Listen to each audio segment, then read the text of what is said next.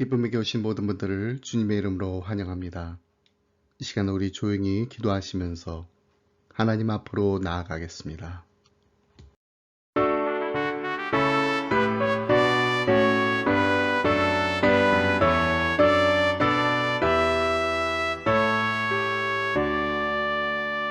목소리 높여서 주 찬양하여라.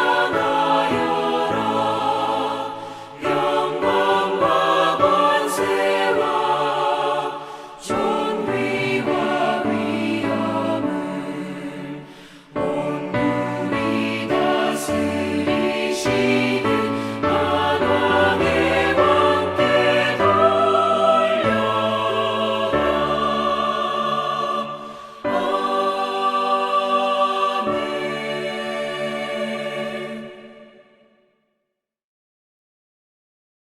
여호와여, 이제 내가 주께서 주신 토지 소산의 만물을 가져왔나이다 하고 너는 그것을 내 하나님 여호와 앞에 두고 내 하나님 여호와 앞에 경배할 것이며 내 하나님 여호와께서 너와 내 집에 주신 모든 복으로 말미암아 너는 레위인과 너희 가운데 거류하는 객과 함께 즐거워할지니라. 하나님 아버지, 이 시간 감사와 찬송과 영광을 올려드립니다. 풍성한 오국백과가 무르익은 결실의 계절에 저희들을 예배의 자리로 불러주시고 영적 결실도 맺게 해주신 것에 감사를 드립니다. 이 좋은 날 우리의 감사와 찬양이 하나님 앞에 상달되기를 원합니다. 주님의 빛난 얼굴을 우리에게 비추어 주셔서 우리의 심령에 아름다운 성령의 열매들이 맺히게 하여 주옵소서. 기쁨과 은혜와 사랑이 더욱 풍성하게 넘쳐나길 원하오며 이 모든 말씀 예수님의 이름으로 기도드립니다. 아멘. 사도신경으로 우리의 신앙 함께 고백하겠습니다. 나는 전능하신 아버지 하나님, 천지의 창조주를 믿습니다. 나는 그의 유일하신 아들, 우리 주 예수 그리스도를 믿습니다. 그는 성령으로 잉태되어 동정녀 마리에게서 나시고 본디어 빌라도의 고난을 받아 십자가에 못 박혀 죽으시고 장사된 지 사흘 만에 죽은 자 가운데서 다시 살아나셨으며 하늘에 오르시어 전능하신 아버지 하나님 우편에 앉아 계시다가 거기로부터 살아있는 자와 죽은 자를 심판하러 오십니다. 나는 성령을 믿으며 거룩한 공교회와 성도의 교제와 죄를 용서받는 것과 몸의 부활과 영생을 믿습니다. 아멘.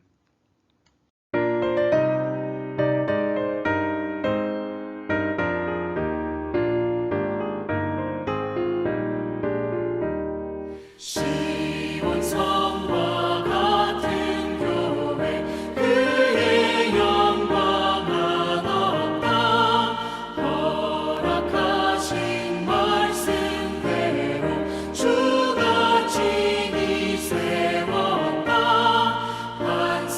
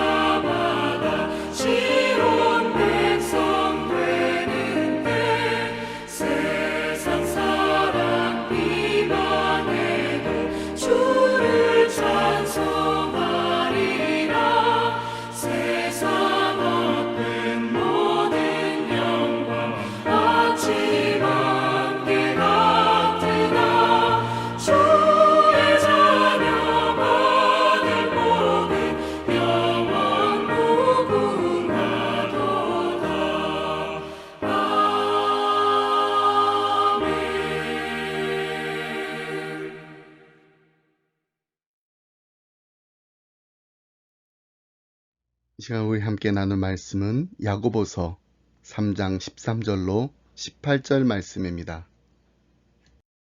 너희 중에 지혜와 총명이 있는 자가 누구냐? 그는 선행으로 말미암아 지혜의 온유함으로 그 행함을 보일지니라. 그러나 너희 마음속에 독한 시기와 다툼이 있으면 자랑하지 말라. 진리를 거슬러 거짓말하지 말라. 이러한 지혜는 위로부터 내려온 것이 아니요 땅 위의 것이요 정욕의 것이요 귀신의 것이니 시기와 다툼이 있는 곳에는 혼란과 모든 악한 일이 있음이라. 오직 위로부터 난 지혜는 첫째 성결하고 다음에 화평하고 관용하고 양순하며 긍휼과 선한 열매가 가득하고 편견과 거짓이 없나니 화평하게 하는 자들은 화평으로 심어 의의 열매를 거두느니라. 아멘. 우리는 지난 한 달 동안 야고보서 말씀 함께 나누고 있습니다. 행함이 없는 믿음은 죽은 믿음이라는 야고보서의 메시지는 진정한 경건은 입으로만 내뱉는 신앙 고백이 아니라 삶을 통한 실천이 동반돼야 한다는 사실을 다시금 깨닫게 합니다. 저 단락에서 야고보는 참된 믿음은 진정한 안정을 낳는다고 주장합니다. 참된 믿음은 시련을 견디며 시험을 물리치고 하나님의 말씀에 응답합니다. 둘째 단락에서 야고보는 참된 믿음은 진정한 사랑을 낳는다고 말합니다. 믿음은 차별을 거부하고 도움이 필요한 사람들에게 친절을 베풀며 혀로 다른 사람들을 해치는 일을 삼가합니다. 여기까지가 지난 5주 동안 우리가 살펴본 말씀입니다. 이제 편지의 세 번째 단락에서 야고보는 참된 믿음은 진정한 겸손을 낳는다는 사실을 일깨워줍니다. 그는 우리의 선함은 우리가 가진 인간적 지혜에서 나오는 것이 아니라 하나님이 주신 지혜로부터 오는 것임을 상기시켜 줍니다. 그는 화평을 얻으려면 우리 자신이 아니라 그분께 의지하라고 말합니다. 그리고 나서 하나님의 주권에 순종하지 않고 우리의 생명을 자랑하는 것에 대해 경고합니다. 그리고 세상의 부자들을 너무 쉽게 속이는 교만을 질책합니다.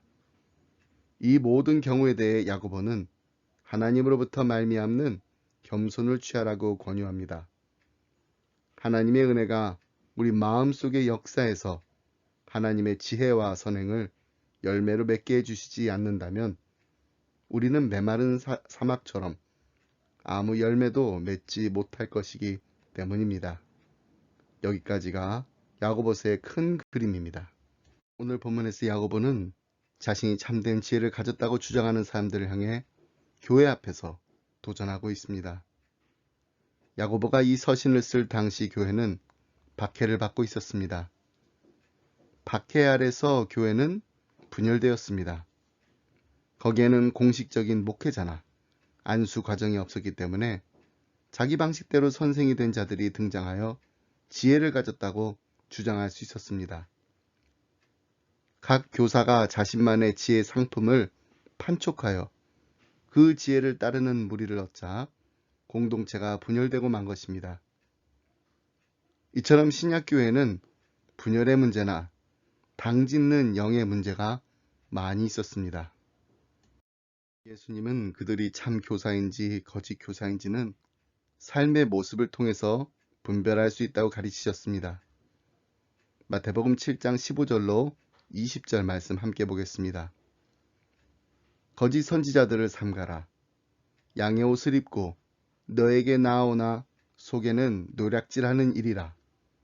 그들의 열매로 그들을 알지니 가시나무에서 포도를 또는 엉겅퀴에서 무화과를 따겠느냐. 이와 같이 좋은 나무마다 아름다운 열매를 맺고 못된 나무가 나쁜 열매를 맺나니 좋은 나무가 나쁜 열매를 맺을 수 없고 못된 나무가 아름다운 열매를 맺을 수 없느니라. 아름다운 열매를 맺지 아니하는 나무마다 찍혀 불에 던져지느니라. 이러므로 그들의 열매로 그들을 알리라. 그렇습니다. 우리는 누가 참 교사인지 거짓 교사인지 삶의 열매를 보면 알 수가 있습니다. 거짓 교사들과는 반대로 선한 교사들은 선한 삶을 제자들에게 본으로 보일 것입니다. 그들의 행동과 활동과 그들이 성취한 것들이 그들의 믿음의 진정한 중심을 드러낼 것입니다. 오늘 본문에서 야고보는 한 가지 질문으로 시작합니다. 13절 말씀입니다. 너희 중에 지혜와 총명이 있는 자가 누구냐? 그는 선행으로 말미암아 지혜의 온유함으로 그 행함을 보일지니라. 야고보는 지혜로운 사람에게 선행과 온유함으로 지혜를 보여주라고 지시합니다. 먼저 선행은 야고보가 앞서 깊이 있게 다룬 주제인 신자의 변화된 생활 방식을 말합니다. 지혜로운 사람의 삶은 하나님의 말씀에 복종할 준비가 되어 있음을 보여주면서 선한 쪽으로 변화합니다. 이것은 야고보서의 주제인 참된 믿음은 진정한 행위를 낳는다와 직접적인 연관이 있습니다. 요셉의 삶은 지혜로운 삶에 빛나는 예입니다. 그는 시험과 유혹을 경험했습니다. 형들에 의해 노예로 팔려갔고 성적으로 괴롭힘을 당했으며 부당하게 감옥에 갇히기도 했습니다. 요셉은 여러 차례 절망할 수도 있었습니다. 하지만 그는 하나님을 신뢰했습니다. 그는 자신의 미래가 어떻게 될지 몰랐지만 누가 자신의 미래를 주장하시는지를 알았습니다. 그는 다른 사람들이 하고 있는 것에 지나치게 관심을 갖기보다는 자기 삶에 벌어진 사건이 자신에게 요구하는 것에 관심을 쏟았습니다. 이런 요셉의 신뢰는 올바른 것으로 인정받았습니다. 그렇습니다.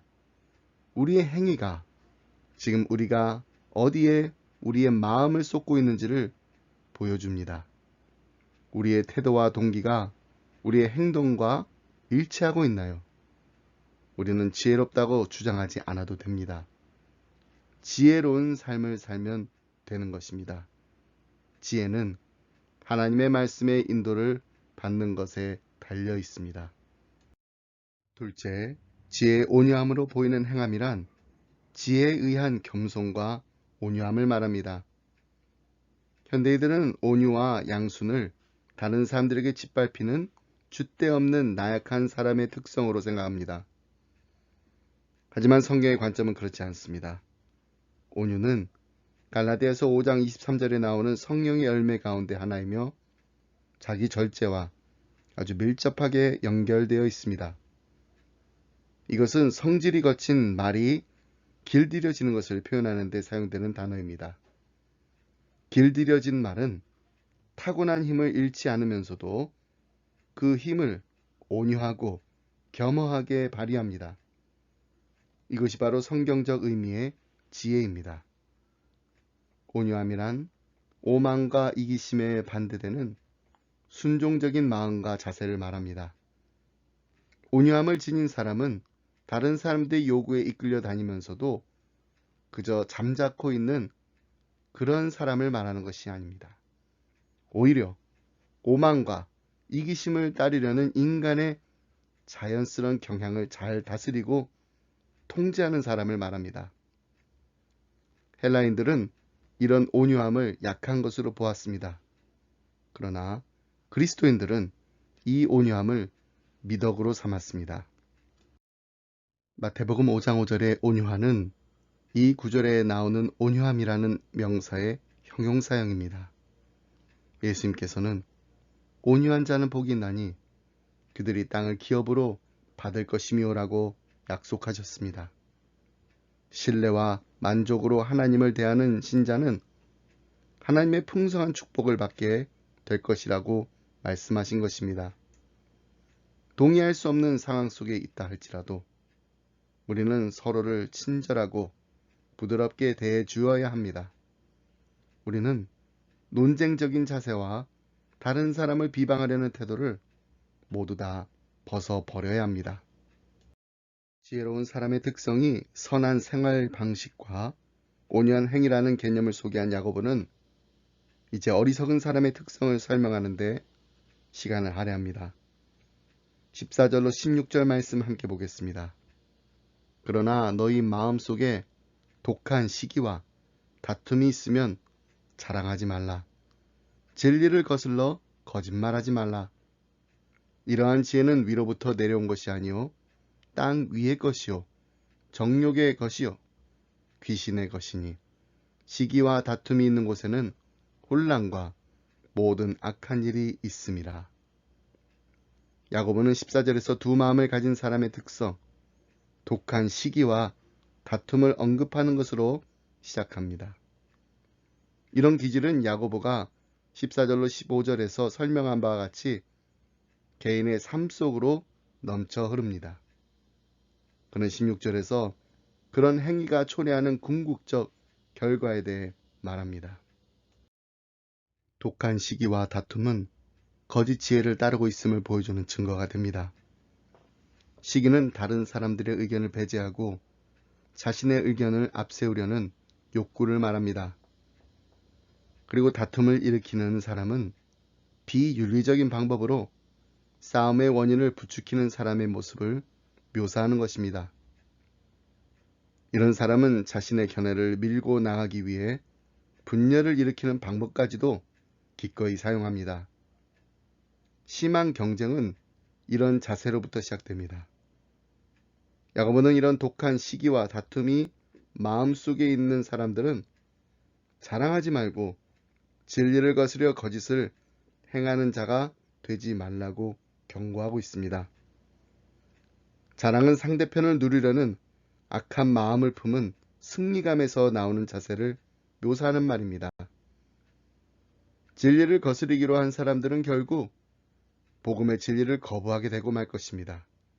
실제로 예수님을 시기했던 종교 지도자들이 예수님의 인격과 능력을 부인하고 죽이려는 음모를 꾸미는 데까지 나아간 것을 보면 알 수가 있습니다. 야고보는 이런 거짓 지혜의 근원과 특징들을 설명하기 위해 세 개의 형용사를 사용했습니다. 첫째, 부정적인 의미에서 거짓 지혜는 위로부터, 하나님으로부터 오는 것이 아니라 그 근원이 세상에 있습니다. 이 세상에서의 삶의 방식에 속한 것입니다. 둘째, 거짓 지혜는 자연적인 세상에 속한 것이며 초자연적인 세상에 속하지 않은 정욕적인 것입니다. 타락한 인간의 생각과 감정에서 나오는 것입니다. 여기에 쓰인 헬라어 사이키코스는 영어의 사이키와 관련이 있는데 사이키는 자아, 즉 인간의 내면의 동기를 나타내는 데 쓰입니다.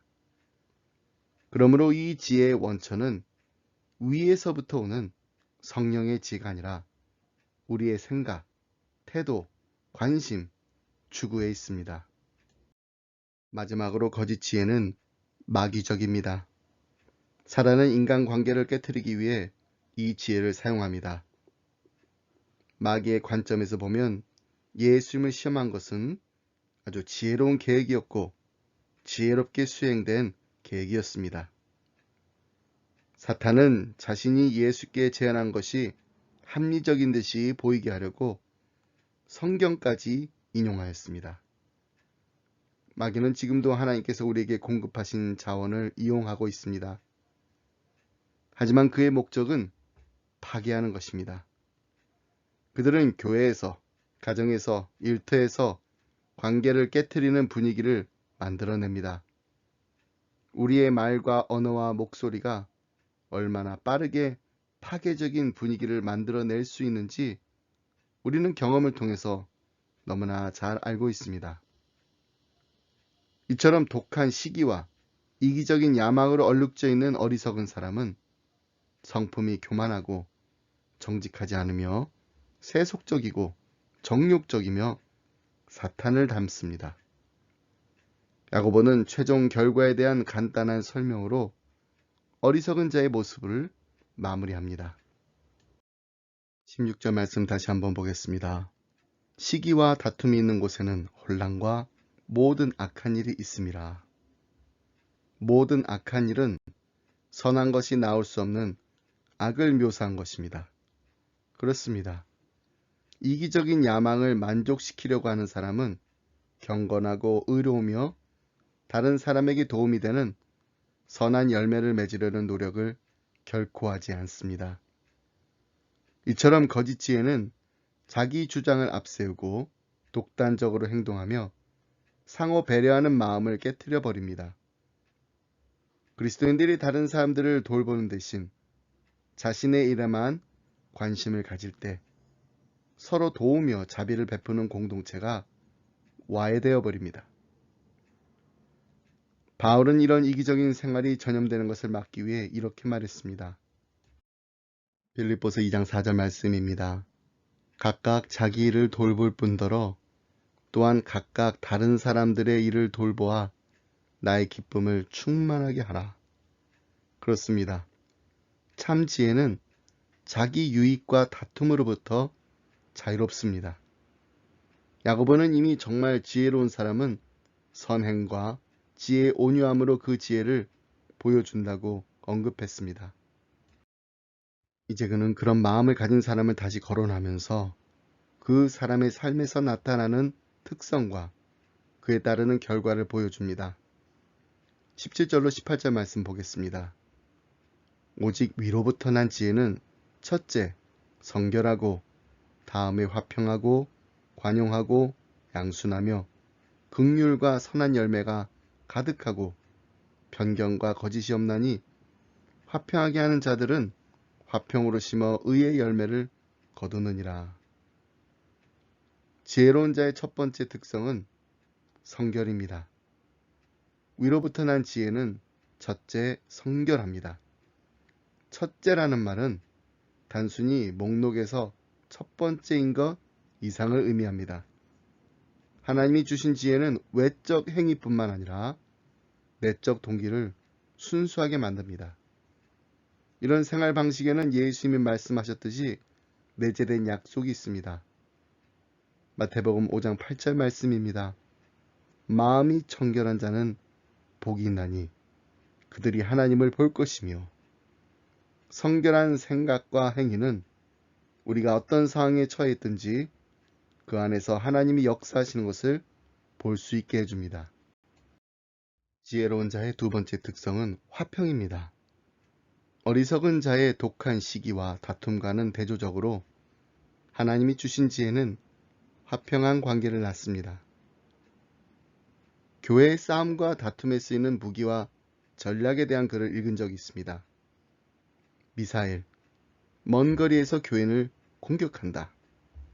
게릴라 전략, 안심하고 있는 자를 노리며 잠복한다. 저격수, 목표를 잘 겨눈 비판들. 지뢰, 다른 사람들이 하나님을 섬기려고 노력할 때 확실히 실패하게 한다. 간첩, 타인에 관한 해로운 정보가 될 만한 것을 친구 관계를 빙자하여 얻어낸다. 선동, 헛소문을 통해 타인에 관한 해로운 정보를 퍼뜨린다. 냉전, 대화를 거부함으로써 상대편을 주눅들게 한다. 핵공격, 내가 속한 그룹의 목표가 달성되지 않으면 교회 전체까지도 희생시키려고 한다. 야고보는 이 모든 무기를 제조하는 공장에 정확한 위치를 말해줍니다. 그것은 바로 우리 자신 안에 있다라는 것입니다. 참 지혜를 가진 사람은 내분이 있는 곳에 평화를 가져다 주려는 소망을 드러냅니다. 예수님은 화평케 하는 자를 위한 약속을 주셨습니다. 마태복음 5장 9절입니다. 화평하게 한 자는 복이 있나니 그들이 하나님의 아들이라 일컬음을 받을 것이며. 그렇습니다. 그리스도인은 평화를 사랑해야 할 뿐만 아니라 평화를 만들고 널리 퍼지게 하는 삶을 살아야 합니다. 지혜로운 자의 세 번째 특성은 관용입니다. 이 헬라어는 3장 13절에서 온유함으로 번역된 단어와는 다른 말입니다. 3장 13절은 겸손을 강조했는데 17절에서의 관용으로 번역된 말은 공정한, 온건한, 유연한이라는 뜻이 있습니다. 우리말로 번역하면 너그러움 정도가 될 것입니다. 남의 사정을 깊이 헤아려 주는 것입니다. 아주 똑똑한데 모든 것에 딱딱 부러지는 사람이 있습니다. 그런데 자신의 똑똑함을 감추고 상대방의 어려움을 먼저 헤아려 주는 사람이 있습니다. 언제나 주위 사람들을 너그럽게 대합니다. 이렇게 대하는 것이 지혜입니다. 똑똑한 것이 지혜가 아닙니다. 창세기 13장에 나오는 아브라함과 롯의 관계가 이런 융화적인 태도의 좋은 예입니다. 하나님께서 이 두 남자에게 복을 주셔서 더 이상 같은 땅에서 그들의 가축을 키울 수 없을 정도로 그 수가 불어났습니다. 여기서 우리가 한 가지 명심할 게 하나 있습니다. 아브라함이 둘 중에서 더 나이가 많았고 하나님이 가나안 땅을 모두 주겠다고 약속하신 사람도 그였습니다. 그러므로 아브라함은 이렇게 말할 수 있었습니다. 롯, 내 목자들과 가축을 데리고 떠나거라. 그러나 그는 그렇게 하지 않았습니다. 창세기 13장 8절로 9절을 보면 아브라함이 이렇게 말합니다. 아브라함이 롯에게 이르러 우리는 한 친족이라 나나 너나 내 목자나 네 목자나 서로 다투게 하지 말자. 내 앞에 온 땅이 있지 아니하냐? 나를 떠나가라. 네가 좌하면 나는 우하고 네가 우하면 나는 좌하리라. 이것이 바로 지혜로운 자의 모습입니다. 요즘 세상에서 관용을 보이는 사람은 바보 같아 보입니다. 관용을 보이면 손해라고 생각합니다. 그러나 관용을 보인 아브라함은 망하지 않았습니다. 하나님은 주위 사람들을 너그럽게 대한 아브라함에게 복을 주셨습니다. 지혜로운 자의 네 번째 특성은 양순입니다. 이 헬라어는 신약 성경에서 여기에만 나옵니다. 이 단어는 잘 그리고 설득할 수 있는 이라는 두 개의 헬라어에서 파생되었습니다. 이 두 단어가 합하여 자 설득되는 이라는 의미를 갖습니다. 그러나 이런 오해를 해서는 안 됩니다. 양순하다라는 것이 결코 어리숙하게 잘 속는 사람이라는 것이 아닙니다. 그보다는 가르침을 잘 받는, 즉 고집을 버리고 진리를 쾌히 받아들이는 사람이라는 뜻을 가지고 있습니다. 이 말은 융화적이고 유연하며 변화에 대해 열려있는 사람을 지칭하기도 합니다. 그렇습니다. 하나님의 영이 우리의 마음을 사로잡아 마음속 깊은 곳에서 역사하실 때 그분은 우리를 온순하게 만드십니다. 지혜로운 자의 다섯 번째 특성은 긍휼과 선한 열매입니다. 은혜가 자격이 없는 자에게 복을 베푸는 것이라면 긍휼은 벌을 받아야 할 자에게 벌을 주지 않고 유보하는 것입니다. 긍휼은 어떤 사람이 벌을 받아야 할 것 같을 때 그 사람을 측은하게 여기는 것을 뜻합니다. 세상의 지혜는 조소하고 정죄하지만 긍휼은 친절과 자비를 보여줍니다. 그러므로 진정한 긍휼을 가진 사람은 다른 사람들에게 풍성한 복을 베풀 것입니다. 야고보는 2장에서 도움을 필요로 하는 형제 자매를 보고도 아무것도 하지 않는 자들을 무익한 믿음의 예로 들었습니다. 그러나 하나님의 지혜는 긍휼을 베풀며 선한 열매가 가득합니다. 마지막으로 지혜로운 자는 편견과 거짓이 없습니다. 편견이 없다라는 것은 한마디로 확고한 원칙을 가진 사람이란 것입니다. 즉, 어떤 상황 속에서도 성경적 기준을 어기지 않을 사람을 가리킵니다. 이런 확고한 사람은 성경의 진리에 대해서는 절대로 타협하지 않습니다. 양순하고 관용하지만 진리를 다른 내용과 타협하게 되면 편견과 거짓 없음에 해당되지 않습니다. 다시 말해서 지혜가 아닌 것입니다. 거짓이라는 헬러 단어는 히포크리시스. 이 단어는 두 가지 역할을 동시에 하는 배우를 가리킬 때 사용했습니다. 헬라 연극에서는 한 배우가 종종 여러 배역을 연기하기 위해 가면이나 의상 또는 소도구들을 바꾸곤 했습니다. 배우가 희극적인 인물을 연기할 때는 크게 웃음 짓는 가면을 썼습니다. 비극적 인물을 연기할 때는 슬픈 표정의 가면으로 바꿨습니다. 그러고는 또 무대 밖으로 달려나가 악역을 연기하기 위해 성난 얼굴의 가면을 쓰고 등장했습니다. 여기서 나온 영어 단어가 바로 hypocrisy, 미선입니다. 이처럼 가면을 쓰고 연기하는 삶이 아닌 거짓 없는 삶을 사는 자가 바로 지혜로운 사람입니다. 배우처럼 연기하는 신앙생활이 아니라 예수님을 날마다 닮아가는 참 제자들이 되시길 주님의 이름으로 축복합니다. 말씀했습니다. 야고보는 우리에게 묻습니다. 여러분은 지혜를 가졌다고 주장하면서 어째서 지혜가 없는 자들처럼 살고 있습니까? 이것이 바로 오늘 본문 말씀의 요지입니다. 그러면서 그는 다시 한번 우리에게 이렇게 말합니다. 18절 말씀입니다. 화평하게 하는 자들은 화평으로 심어 의의 열매를 거두느니라. 참 지혜가 있는 자는 하나님의 뜻에 일치하는 의의 열매를 맺습니다. 그리고 참 지혜를 가진 자는 사람들과의 화목한 관계를 누리는 화평을 경험하게 됩니다. 이 시간 우리 모두 간절한 마음으로 기도하는 마음으로 주여 나를 평화의 도구로 써 주소서를 함께 부르도록 하겠습니다.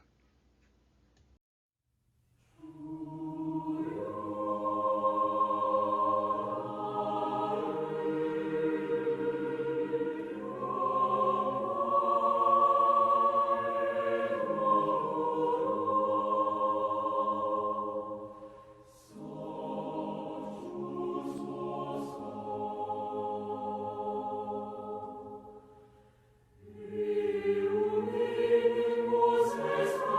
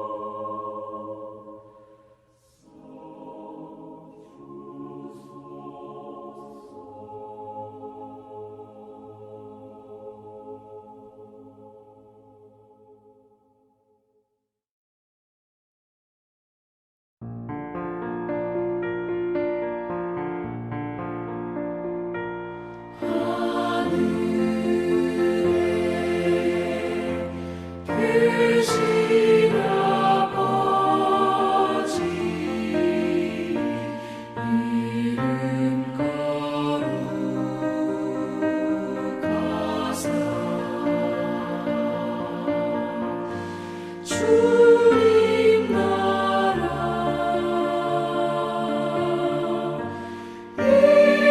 임하시고 뜻이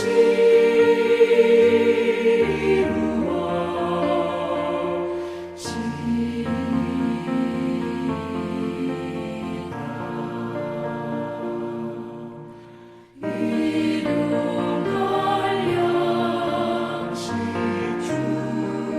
주시고 우리들의 큰 죄 다 용서하옵시고 또 시험에 들게 마시고 악에서 구원하소서. 내게 주의 나라 주의 권세 주의 영광 영원히